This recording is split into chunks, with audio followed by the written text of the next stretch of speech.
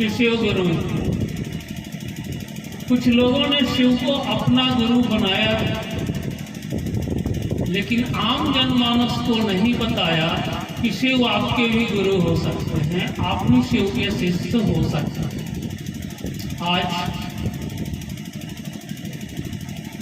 भारत और भारत के इर्द गिर्द कई देशों में इस तरह की आयोजन निरंतर चल रहे हैं और लोग सहजता से, सरलता से शिव की शिष्यता बिना शर्त का स्वीकार करते जा रहे हैं और वे अध्यात्म की ओर बढ़ रहे हैं।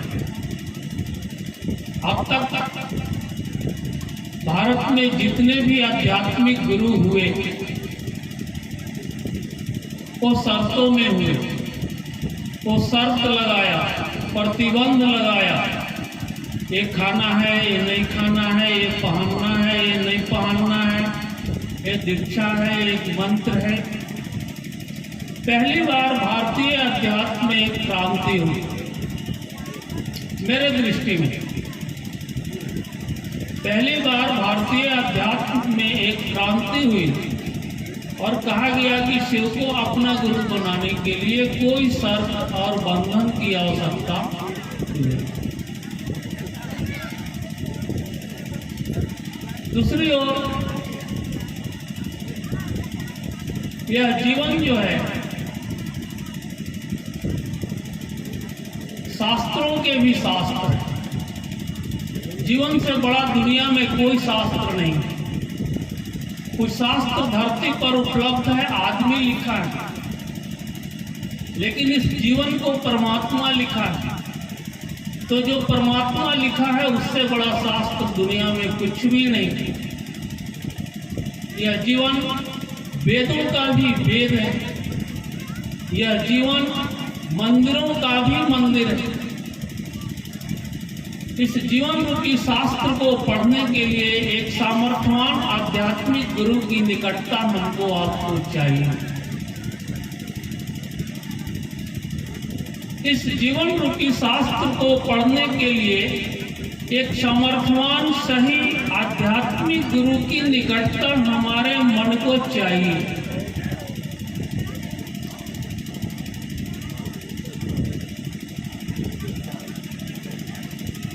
जिसने इस जीवन को बनाया, जिसने इस सृष्टि को बनाया, भारतीय शास्त्र उन्हें शिव कहा। शिव को परमात्मा कहा गया और परमात्मा को शिव कहा गया। कहा गया कि शिव ने सृष्टि का रचना की, शिव ने जीवन का रचना की। जिसके पास इस सृष्टि को बनाने का ज्ञान है, उसी के पास इस सृष्टि को समझाने का भी ज्ञान है। जिनके पास इस सृष्टि को बनाने का ज्ञान है, उसी के पास इस सृष्टि को समझाने का भी ज्ञान है। बस हमको आपको एक संकल्प लेना है, इस जीवन रूपी शास्त्र को पढ़ने के लिए। इससे बड़ा कोई धर्म भी मानव का दूसरा हो नहीं सकता। मंदिर जाना, उपासना करना, जल चढ़ाना, अगरबत्ती जलाना, ये धार्मिक होने का प्रमाण नहीं है। ये आपके बीमारी का परिणाम। इस जीवन को जितना निकटता से आप पढ़ते जाएंगे, उतना ही आप धार्मिक होते जाएंगे। बिना इस जीवन को पढ़े धार्मिक होने का कोई मार्ग नहीं है, कोई उपाय नहीं है। और इस जीवन को पढ़ने के लिए एक गुरु चाहिए। हम लोगों ने कहा कि जिस शिव की पूजा आप सदियों से कर रहे हैं, जिस शिव से आपका संबंध है, जिस रूप में है, मांगने वाला है, चाहने वाला है, लेकिन संबंध है। हम लोगों के बीच में लातेहार के विधायक भी बैठे हुए, किसी का उनसे विधायक का संबंध होगा, किसी का भाई का संबंध होगा, किसी का मित्र का संबंध होगा। संबंध तो है, उस शिव से हमारी आपकी निकटता है, उस शिव से हमारी आपकी संबंध है। सिर्फ एक संकल्प जोड़ना है कि आज से आप मेरे गुरु हैं और इस जीवन की पढ़ाई आप ही से पढ़ेंगे। और इस जीवन का तीनों वो पढ़ाई है भाई मेरे। मैं कौन हूं, मैं कहां हूं, मैं कहां जाऊंगा। यही 3 पन्ने हैं इस जीवन के। मैं कौन हूं, मैं कहां हूं, मैं कहां जाऊंगा। इसलिए कि हम लोग सब कहीं से आए हैं और कहीं जाएंगे। आने और जाने के बीच में जो रहने का समय है, उस समय में हम अपने जीवन को जानने का प्रयास करें। ऐसे तो भारतवर्ष में जितने भी अध्यात्म की मार्ग अभी वर्तमान में मुझको दिखता है, उस मार्ग में जानने वाले कम हैं और मानने वाले ज्यादा। हम ईश्वर मानते हैं, हम गुरु मानते हैं, हम देवता मानते हैं, बाकी क्षेत्र में हम जानते हैं, लेकिन धर्म और अध्यात्म की दुनिया में हम सिर्फ मानते हैं। हम लोगों ने कहा कि मानने से काम नहीं चलेगा, अब जानने का काम शुरू कीजिए। गुरु कमजोर मिलेगा तो मानना सिखलाएगा, गुरु मजबूत मिलेगा तो जानना सिखलाएगा। हे भारतवर्ष के अध्यात्म में महादेव से मजबूत और महादेव से ताकतवर किसी दूसरे गुरु का कोई प्रमाण नहीं। कहा गया वो तो भोला है, सरल है, वो जितने आसानी से हमको आपको उपलब्ध हो सकता है, कुछ भी उपलब्ध नहीं हो सकता है। सिर्फ अपने मन के अंदर एक बटन दबाना है। पहले हुआ था ना टेप रिकॉर्डर, उसमें रेडियो भी होता था। जो बटन दबा दिए, एक बटन दबाया रेडियो बजने लगा, दूसरा दबाया टेप रिकॉर्डर। जिस शिव से हम आज तक मांगते आए हैं, उसी शिव से जानने का प्रयास करना है इस जीवन को। अध्यात्म का अर्थ ही होता है अपने बारे में जानने का बार बार कोशिश करना। अध्यात्म का दूसरा कोई अर्थ नहीं होता है। अध्यात्म की एक ही अर्थ होता है अपने बारे में बार बार जानने का कोशिश करना। और जब तक हम अपने बारे में नहीं जानेंगे, तब तक ईश्वर के बारे में जानना बेईमानी है। शास्त्रों में ईश्वर के बहुत से रूपों गुणों की चर्चा है, उसको पढ़ने से क्या मिलेगा?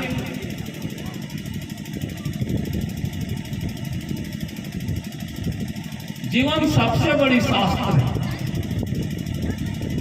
राम की कहानी से कुछ नहीं मिलेगा, कृष्ण की कहानी से कुछ नहीं मिलेगा। जीवन अपने आप में राम है, जीवन अपने आप में शास्त्र है, जीवन अपने आप में वेद है। जीवन से बड़ा कोई वेद इस ब्रह्मांड में नहीं। और इस वेद को पढ़ने के लिए ही आपको एक गुरु चाहिए। बुद्ध का बड़ी ही क्रांतिकारी वचन है, अपो दीपो भव। अपना दीप स्वयं जला लो। जाना तो है, अपना दीप स्वयं जला लो।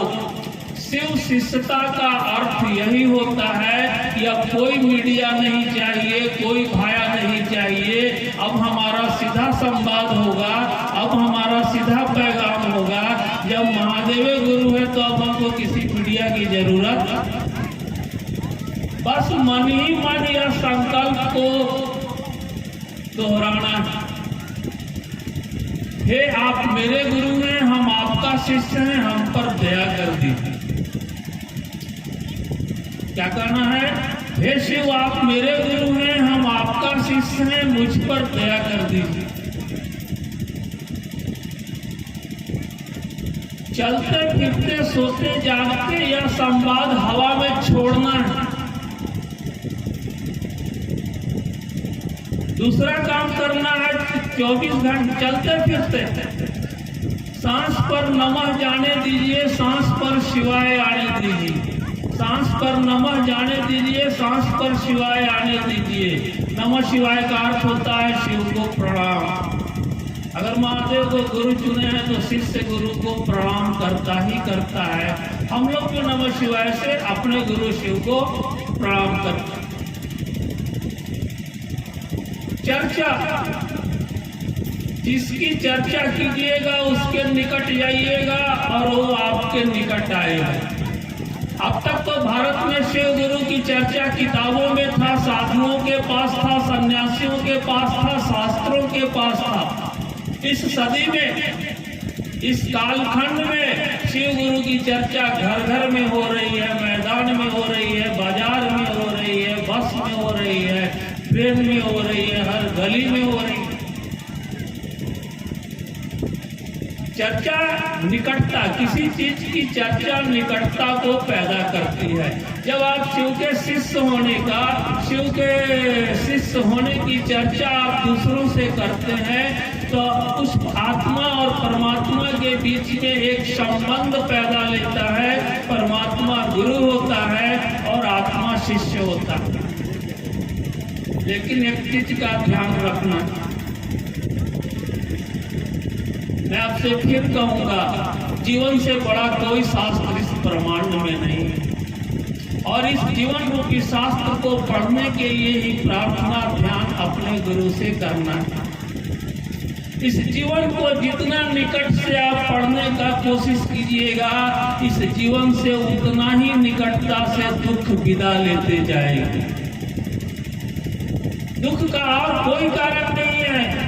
हम इस जीवन को जानते नहीं है, इसलिए दुख हम पे भारी है। हम इस जीवन को मानते हैं, हम समाज को मानते हैं, हम मंदिर को मानते हैं, धर्म को मानते हैं।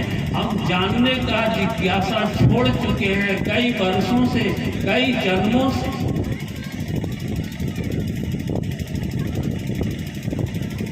धर्म के नाम पर ढोना सीख लिए हैं, धर्म के नाम पर ढूंढना भूल गए हैं। इसलिए कि गुरु सही रहेगा तो ढूंढना सिखलाएगा, गुरु सही नहीं रहेगा तो ढोना सिखलाएगा।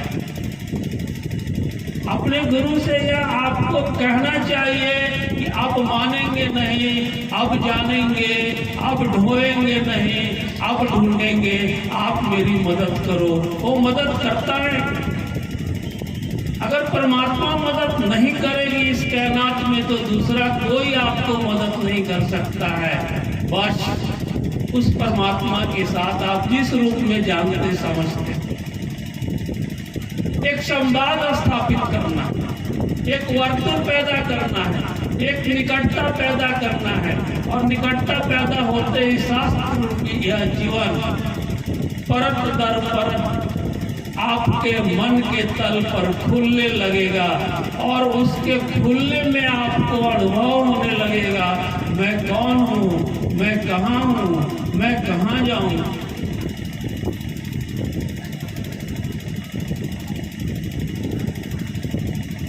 हम सुख में कहाँ खोए हैं। एक बड़ी सुंदर कहानी है मंसूर की। मंसूर जिस बिस्तर पे सोता था उस बिस्तर पे फूल के सेज लगाए जाते और प्रतिदिन उस फूल के सेज बदले जाते थे। एक दिन मंसूर घूमने चला गया। मालिन सोची कि आज इस फूल के सेज पर हम सो के देखते हैं कि यह सेज कैसा है। मंसूर तो रोज सोता है। मालिन 2 घंटे उस फूल के सेज पर सोई और फिर उठ के दूसरा फूल का सेज लगा दी मंसूर को आने से पहले। यही राजा था। राज दरबार में एक से एक लोग होते हैं। किसी ने मंसूर से कह दिया कि मालिन आज आपके शयन कक्ष में आपके फूलों के सेज पर सोई थी। मंसूर बुला के मालिन को लगा कोड़ा से मारना। मंसूर जब कोड़ा से मारता था तो मालिन हंसती थी और जब नहीं मारता था तो मालिन रोती थी। मंसूर को आश्चर्य हुआ कि हम मारते हैं तो हंसते हैं, नहीं मारते हैं तो रोती। मंसूर ने मालिन से पूछा, क्या राज, क्या हम मारते हैं तो तुम हंसती हो और नहीं मारते हैं तो तुम रोती। मालिन ने कहा आपका नमक खाएंगे। आपके मारने के बाद इसलिए हंसता हूं कि पता नहीं वो 2 घंटा का जन्नत फिर कभी मिलेगा कि नहीं मिलेगा। और आप नहीं मारते हैं तो इसलिए रोते हैं कि 2 घंटा में मेरा यह हाल हो रहा है। आप तो बरसों से उस पुल के सेज पर सोते आ रहे हैं, पता नहीं आपका क्या हाल होगा। हम कहाँ खोए हैं?